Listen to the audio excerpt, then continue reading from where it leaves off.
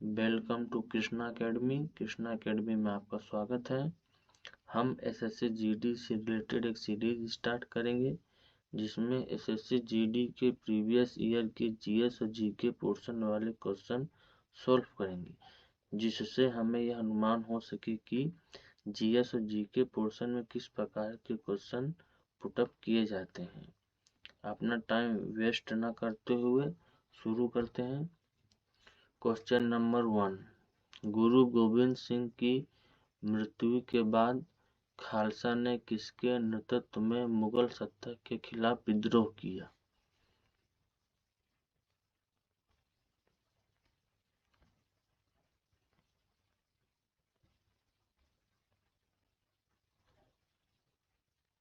तो option C is right answer, Banda Bahadur.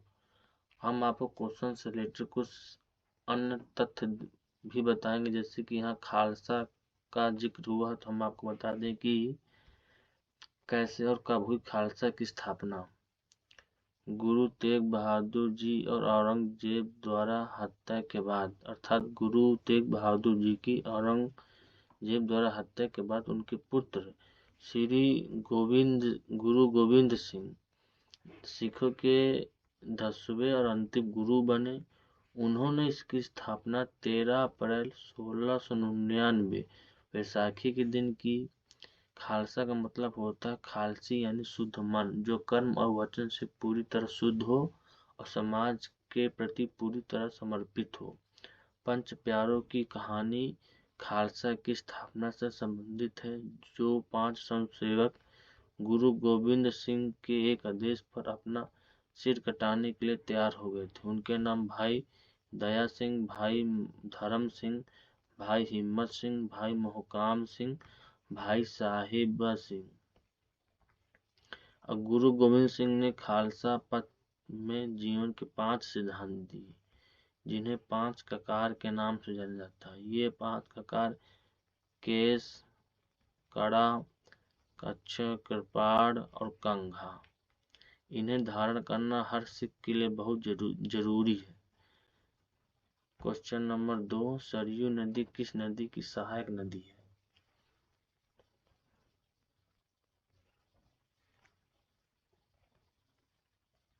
Right answer is option number B, Sharda. Saryu नदी शारदा नदी की सहायक नदी है। कुछ अन्य प्रमुख नदी जैसे कि गंगा की सहायक नदी रामगंगा, गोमती, सरजू, गंडकी, बागमती, कोसी, महानंदा, यमुना, तमास, सोन, पुनपुन। यमुना की प्रमुख सहायक नदी यमुना की है हिंडन नदी, शारदा, गिरी, ऋषि गंगा, हनुमान गंगा, चंबल, बेतवा, केन, सिंध, टोंस। ब्रह्मपुत्र की प्रमुख सहायक नदी है दिहांग नदी है, लोहित नदी, धनसिरी नदी, कोलंग नदी, कमेंग नदी, मनसा नदी और जलंधर नदी।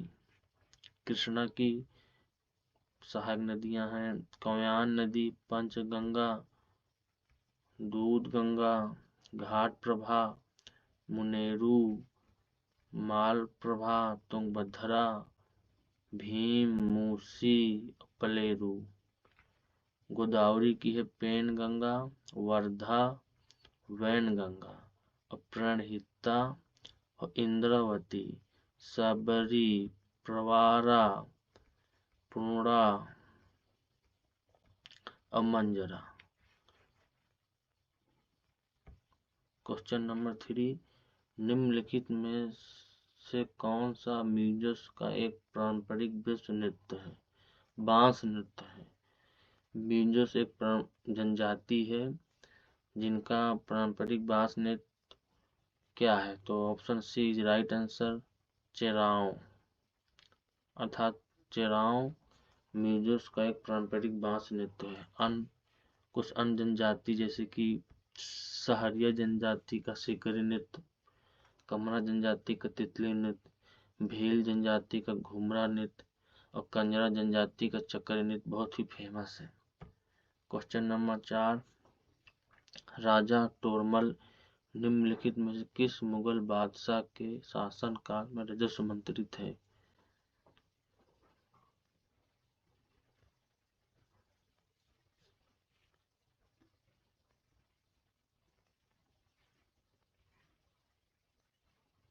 Option D is right answer, Akbar. Akbar के शासनकाल में राजा तोड़मल एक राजस्व मंत्री थे। अकबर से रिलेटेड अकबर के 9 रत्न। अबुल फजल, इन्होंने अकबरनामा और आईने अकबरी की रचना की। फौजी ये अबुल फजल के भाई थे। इन्होंने लीलावती और महाभारत और गीता जैसे ग्रंथों का फारसी में अनुवाद किया। तानसेन अकबर के दरबार में एक विलक्षण संगीतज्ञ थे। इनके बचपन का नाम तन्ने मिश्रा या रामतनु पांडे था। बीरबल अकबर के विशेष सलाहकार थे। राजा तोड़मल अकबर के राजस्व वित्त मंत्री थे। इन्होंने भूमि पैमाइश के लिए विश्व की प्रथम मापन प्रणाली तैयार की थी। अब्दुल रहीम खाने खान एक प्रतिष्ठित कवि थे और अकबर के संरक्षक बैरम खान के बेटे थे। इन्होंने बाबरनामा का फारसी में अनुवाद किया। राजा मान सिंह अकबर की सेना के प्रधान सेनापति और मनसबदार थे। हकीम हुकाम अकबर के निजी चिकित्सक थे और मुल्ला दो पियाज अकबर के अमात्य थे।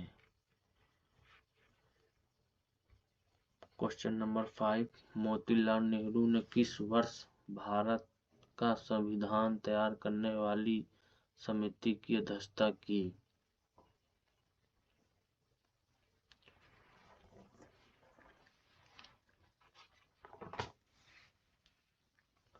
Option B is right answer, 1928 में। मोतीलाल नेहरू से रिलेटेड कुछ अन्य तथ्य, जैसे कि मोतीलाल नेहरू और देशबंधु चित्तरंजन दास ने 1923 में कांग्रेस पार्टी से अलग होकर अपनी स्वराज पार्टी की स्थापना की। 1923 में स्वराज पार्टी की स्थापना की और 1928 में कोलकाता में हुए कांग्रेस अधिवेशन के वे अध्यक्ष चुने गए और 1928 में कांग्रेस द्वारा स्थापित भारतीय संविधान आयोग के भी वे अध्यक्ष बने। इसी आयोग ने नेहरू रिपोर्ट पेश की थी। क्वेश्चन नंबर 6, अरुणाचल प्रदेश राज्य की सबसे ऊंची चोटी है?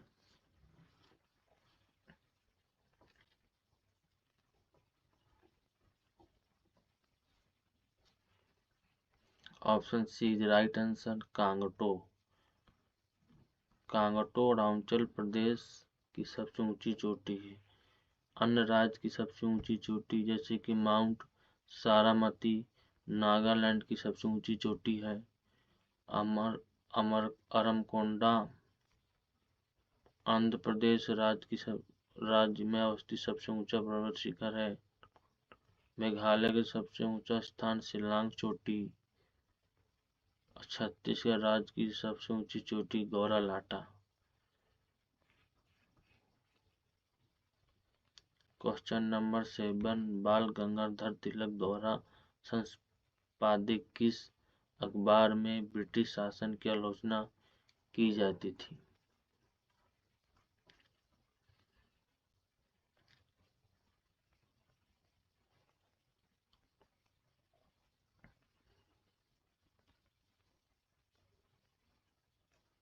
Option B right answer, Kesari.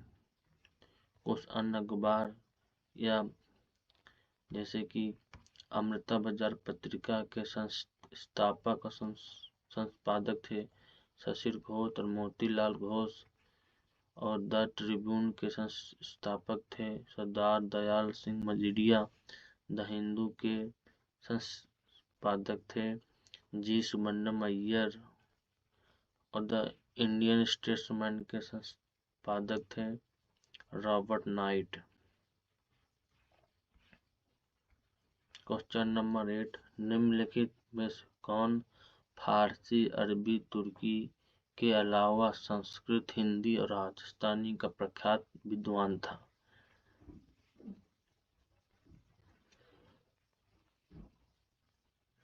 Option A is right answer, Abdul Rahim Khan Khan. Abdul Rahim Khan Khan एक प्रतिष्ठित कवि थे। अकबर के संरक्षक बैरम खान के बेटे थे। इन्होंने बाबर नामा का फारसी में अनुवाद किया। रस खान के बारे में आप सभी जानते होंगे कि रस खान कृष्ण भक्त मुस्लिम कवि थे। कृष्ण भक्त मुस्लिम कवि थे। उनका जन्म पिहानी भारत में हुआ। हिंदी के कृष्ण भक्त और रीतिकालीन रीति मुक्त कवियों में रस खान का अत्यंत महत्वपूर्ण स्थान है। वो विठल नाथ के शिष्य थे और वल्लभ संप्रदाय के सदस्य थे। रस खान को रस की खान कहा जाता है। क्वेश्चन नंबर 9, निम्नलिखित में से किस वर्ष उड़ीसा के गजपति साम्राज्य की स्थापना हुई? अर्थात उड़ीसा में किस वर्ष गजपति साम्राज्य की स्थापना हुई थी?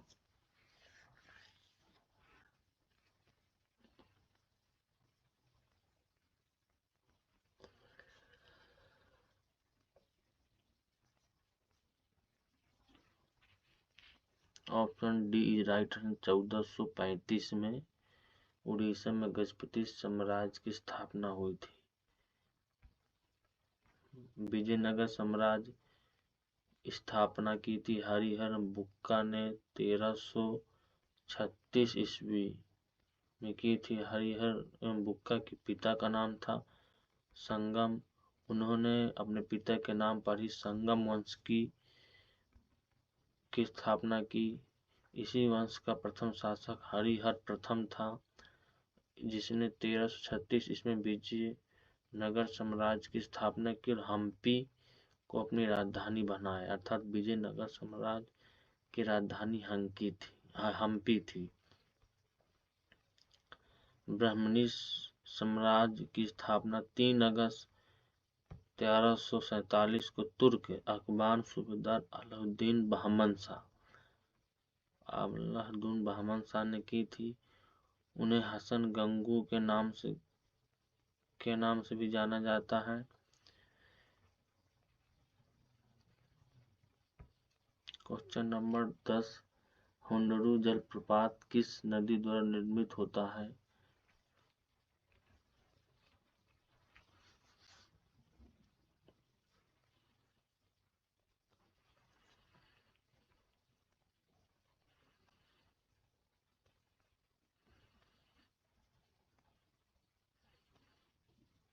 Option B right answer, Swarnarekha नदी द्वारा हुंडरू जलप्रपात निर्मित होता है। कुछ अन्य जलप्रपात जैसे कि चित्रकूट जलप्रपात छत्तीसगढ़ राज्य के बस्तर जिले में इंद्रावती नदी पर स्थित है। इसे भारत का नियाग्रा जलप्रपात के नाम से भी जाना जाता है। चौड़ाई की दृष्टि से भारत का सबसे बड़ा जलप्रपात कर्नाटक राज्य में शरावती नदी पर जोगया गोरसप्पा है। आयतन की दृष्टि से भारत का सबसे बड़ा जलप्रपात कर्नाटक राज्य में कावेरी नदी पर स्थित शिव समुद्रम जलप्रपात है। चौड़ाई की दृष्टि से शरावती नदी पर जोगा गोरसप्पा है और आयतन की दृष्टि से कर्नाटक राज्य में कावेरी नदी पर शिव समुद्रम जलप्रपात है। कुंजिकल जलप्रपात कर्नाटक के शिमोगा जिले के बरही नदी पर स्थित है। यह भारत का सबसे ऊंचा जलप्रपात है। क्वेश्चन नंबर 11, भू राजस्व की किस प्रणाली के तहत स्वामित्व का अधिकार किसानों को सौंप दिया गया और ब्रिटिश सरकार उनसे सीधे कर वसूला करती थी?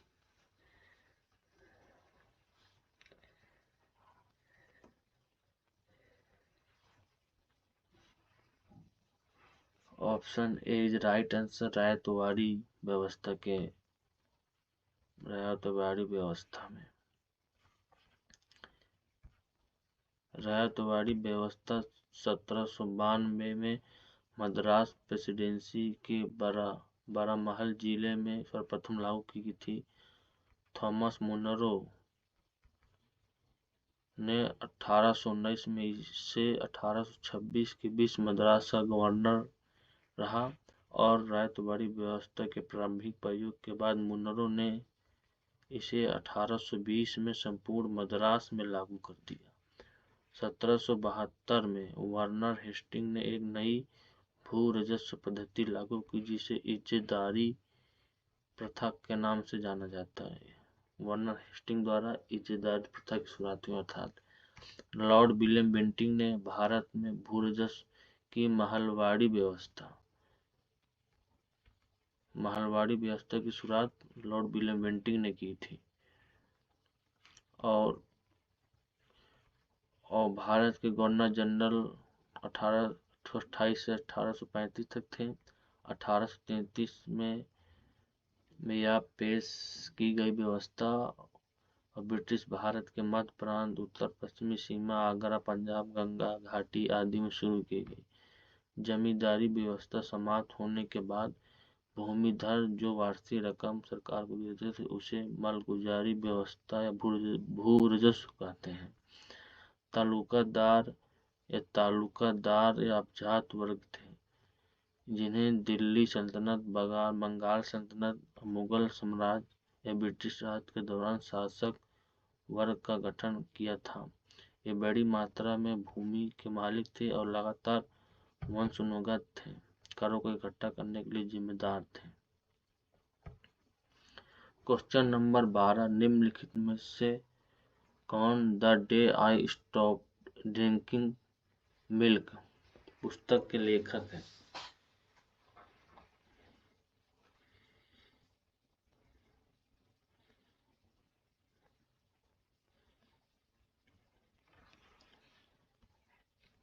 Option C is right answer Sudha Murty. यहाँ option B option C same misprinting हो गई है, अर्थात टाइपिंग मिस प्रिंट है। तो अर्थात the day I stopped drinking पुस्तक के लेखक सुधा मूर्ति हैं। कुछ अन्य पुस्तक जैसे कि किरण बेदी की प्रसिद्ध पुस्तक भ्रष्टाचार भारत छोड़ो, सुभाष चंद्र बोस की the Indian struggle,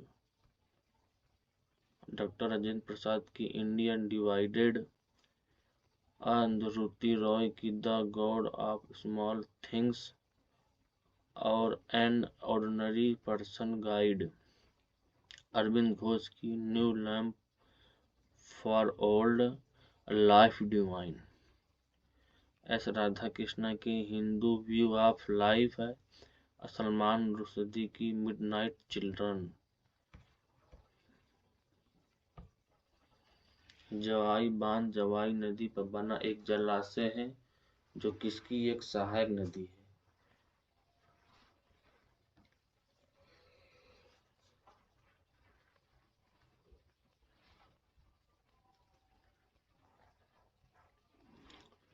option A is right answer Luni नदी।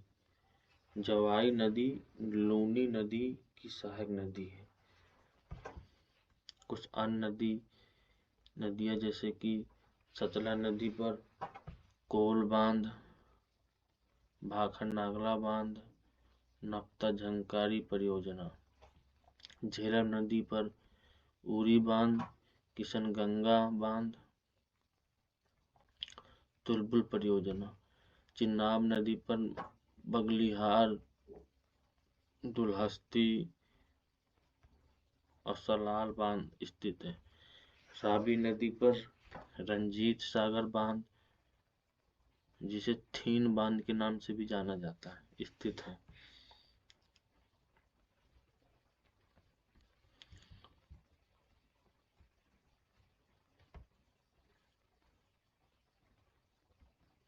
क्वेश्चन नंबर 14, अरावली पर्वतमाला की सबसे ऊंची चोटी स्थित है?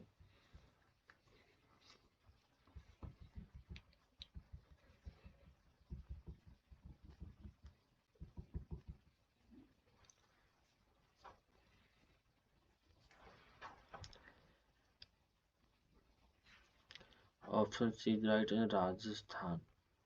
अरावली की सबसे ऊंची चोटी राजस्थान में स्थित है। अरावली पर्वतमाला। अरावली पर्वत भारत के पश्चिम भाग राजस्थान में स्थित एक पर्वतमाला है, जिसे राजस्थान में अरावली पर्वत नाम से जाना जाता है। भारत की भौगोलिक संरचना में अरावली प्राचीनतम पर्वत श्रेणी है, जो गोंडवाना का अस्तित्व है। अर्थात अरावली पर्वतमाला भारत की सबसे प्राचीन पर्वतमाला है। अरावली पर्वत का सबसे ऊंचा शिखर सिरोही जिले में गुरु शिखर है, जो माउंट आबू पर्वत पर स्थित है, जो राजस्थान की सबसे ऊंची चोटी है। यह एक विशिष्ट पर्वत का उदाहरण है, अवशिष्ट पर्वत का उदाहरण है, जिसकी कुल लंबाई पालनपुर गुजरात से रायसीन पहाड़ी दिल्ली तक लगभग 692 किलोमीटर है। अरावली पर्वत श्रृंखला का लगभग 80% भाग राजस्थान में ही है। दिल्ली में स्थित राष्ट्रपति भवन रायसीन पहाड़ी पर बना हुआ है, जो अरावली पर्वत श्रृंखला का ही एक भाग है।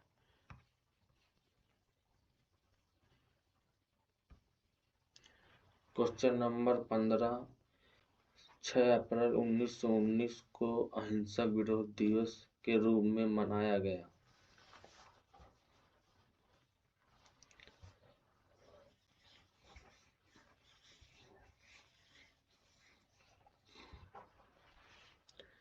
Option B is right answer, Rowlatt act. यहाँ Rowlatt act is right answer, अर्थात 6 अप्रैल 1919 को रोले एक्ट के विरोध में अहिंसक विरोध दिवस मनाया गया। यहाँ पर साइमन कमीशन और कैबिनेट मिशन योजना मालवीय मुद्दा सुधार के बारे में थोड़ा जानते हैं कि ये क्या है। साइमन कमीशन 7 ब्रिटिश सांसदों का समूह था, जिसका गठन 8 नवंबर 1927 में भारत में संविधान सुधार के अध्ययन के लिए किया गया था। इसका मुख्य कार्य था कि मेंटेगू जेम्स फूड सुधार की जांच करना। 3 फरवरी 1928 को साइमन कमीशन भारत आया। वर्ष 1946 को ब्रिटेन के प्रधानमंत्री एटली ने भारत में एक 3 सदस्यीय उच्च स्तरीय शिष्टमंडल भेजने की घोषणा की। इस शिष्टमंडल में ब्रिटिश कैबिनेट के 3 सदस्य लॉर्ड पैंथिकलोरिस, सर स्टुअर्ट क्रिप्स और एबी अलेक्जेंडर थे। इस मिशन को विशिष्ट अधिकार दिए गए थे तथा इसका कार्य भारत को शांतिपूर्ण सत्ता हस्तांतरण के लिए उपायों संभावनाओं को तलाशना था। 1919 में भारतीय परिषद अधिनियम, जिसे मालवीय मुद्दा सुधार के नाम से जाना जाता है, अर्थात मालवीय मुद्दा सुधार 1919 में हुआ था। इसका मुख्य देश में नरमपंथियों को खुश करना था और इसने विधान परिषद में कई सुधार किए और ब्रिटिशों के साथ अपने देश के शासन में भारतीयों की भूमिका को भी बढ़ा दिया। इस वीडियो में इतना ही, मिलते हैं नेक्स्ट वीडियो में। जय हिंद, जय भारत।